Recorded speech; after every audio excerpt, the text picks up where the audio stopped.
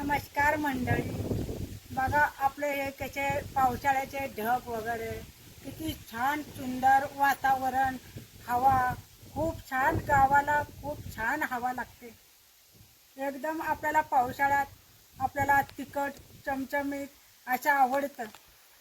तर आपण शेवग्याच्या शेंगाच्या पातळ जरा रसा बनवणार आहे, एकदम तिखट झणझणीत चमचमीत बनवणार आहे. बघा हे आता आपण 5 ते 6 शेंगा घेतलेल्या आहेत. आपण आता ह्याची भाजी बनवणार आहे. बघा आता मी कशी बनवणार आहे तुम्हाला दाखवणार आहे. आता ह्या प्रत्येक शेंगाचे आपण बारीक तुकडं करून घ्यायचे आहेत. आता बघा हे आपण हे थोडे थोडे चाल निघते ते आपण थोडे थोडे काढून घेतले तरी चालते. आपण हे थोडे थोडे काढून घेतलेले. बघा हे असे प्रत्येक शेंगाचे आपण असे तुकडे बनवून काढून घ्यायचे. तर आपले आता शेंगाचे तुकडे कापून झालेले आहेत. आता हे आपण स्वच्छ पाण्यामध्ये धुवून घ्यायचे. आता आपण पातेल्यात पाणी घेतलेले. आता हे आपण धुवून घ्यायचे. सगळ्या शेंगा एकदम स्वच्छ धुवून घ्यायच्या.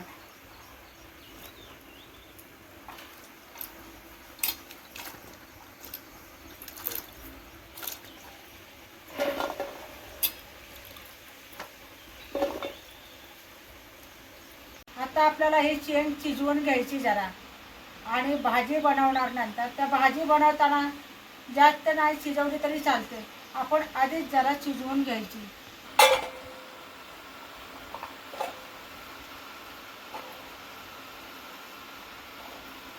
आपण आता थोडेसे पाणी ओतून शिजवून घ्यायची.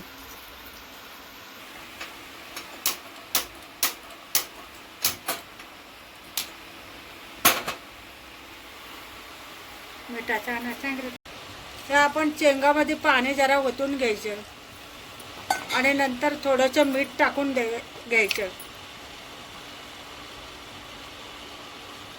आपण जरा मीठ टाकून शिजवलं ना एकदम शेंगाला चव येते, म्हणून आपण जरा मीठ टाकले. आता आपण हे झाकून ठेवायची. जरा शेंग शिजली की आपण नंतर भाजी बनवायला घ्यायची. आता आपले हे शेंग शिजत आलेले आहे. आता आपण हे शेंगाचे भांडं खाली घ्यायचं आणि आपल्याला हे वाटण भाजून घ्यायचं. बघा आपली शेंग शिजत आलेली आहे. आता भाजीत पण शिजणारा एकदम मऊ होणार. हे बघा आता आपण हे खोबऱ्याचा काप घेतलेला आहे भाजीसाठी, आणि कांदा घेतला एक कापून, टमाटर घेतला कापून, आणि लसूण कोथिंबीर आपण हे भाजून घेऊया वाटण. आता हे आपल्या खोबऱ्याचा काप भाजून घ्यायचा. जरा थोडंसं तेल टाकायचं आपण.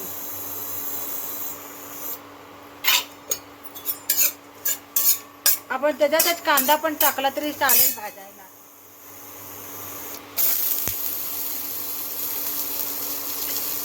आता आपण एक कांदा आणि खोबरं भाजून घ्यायचं चांगलं. आता आपण लसूण पण ह्याच्यात टाकून घ्यायचा, भाजाय जरा. आणि आल्याचा तुकडा पण आहे, आला पण थोडंसं टाकलेलं आहे. आता वाटण बघा लाल होत आलेले कांदा खोबरं. आता आपण त्याच्यात कांदा टमाटर पण टाकून घेऊ शकतो. एकदम वाटण आपलं मऊ एकदम होतं, म्हणून टमाटर पण ह्याच्यात टाकलेला आहे. आता आपले बघा वाटण भाजून झालेले. आपण आता 5 ते 10 मिनटं थंड व्हायला ठेवायचं. नंतर आपण वाटण करून घेतल्यानंतर भाजी बनवायला घ्यायची. आपण हे कढईत वाटण भाजून घेतलेलं हे थंड झालेले. आता हे आपण हे भांड्यामध्ये भरून घेतलेले. तर ही कोथिंबीर टाकली. आपण जराचे मीठ टाकून घेऊया. आता वाटणामध्ये आपण लसूण टाकलेला आहे, टमाटर टाकला, कांदा टाकला, खोबरा टाकला. आता आपण हे वाटून बनवून घ्यायचं. हे बघा आता आपले वाटण बनवलेलं आहे हे. आता आपण हे वाटण आता भाजी बनवूया. आता आपण एक कढई ठेवून दिलेले आणि गरम झालेले. आपण ह्याच्यात तेल फोडणीला टाकून घ्यायचे. आपण आता बघा हे तेल टाकून घेतलेले. आपण मोहरी फोडणीला टाकलेले. आता आपली कढईच्या हे फोडणीला आपण कढीपत्ता पण टाकूया.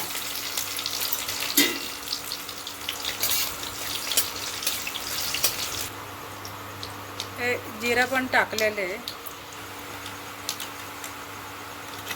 हा आपला घाटी मसाला टाकून घ्यायचा. हे बघा घाटी मसाला. अरे अरे अरे. आता हे लाल मसाला. आता आपण थोडा गरम मसाला टाकूया.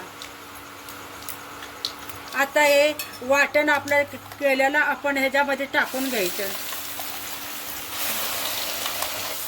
हे बघा आता हे रस्सा आपला आता वाटण कसं छान भाजलं गेलंय.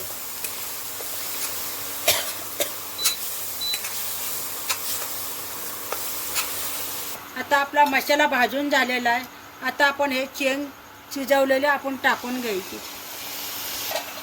आता आपल्याला हे एकत्र करून घ्यायचे आणि भाजी बघा आता तुम्हाला पुढे दाखवणार आहे किती हॉटेलातल्यासारखी बनवणार आहे. आता ही आपली हॉटेलातल्यासारखी भाजी आपण घरी बनवलेले.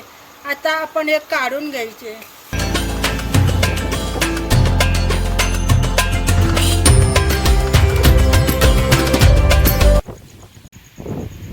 शेवग्याच्या शेंगाची सुकी भाजी छान तयार झालेली आहे.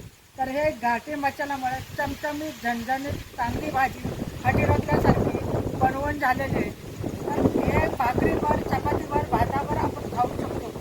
तरी तुम्ही पण अशीच बनवा आणि चॅनलला सबस्क्राईब लवकरात लवकर करा.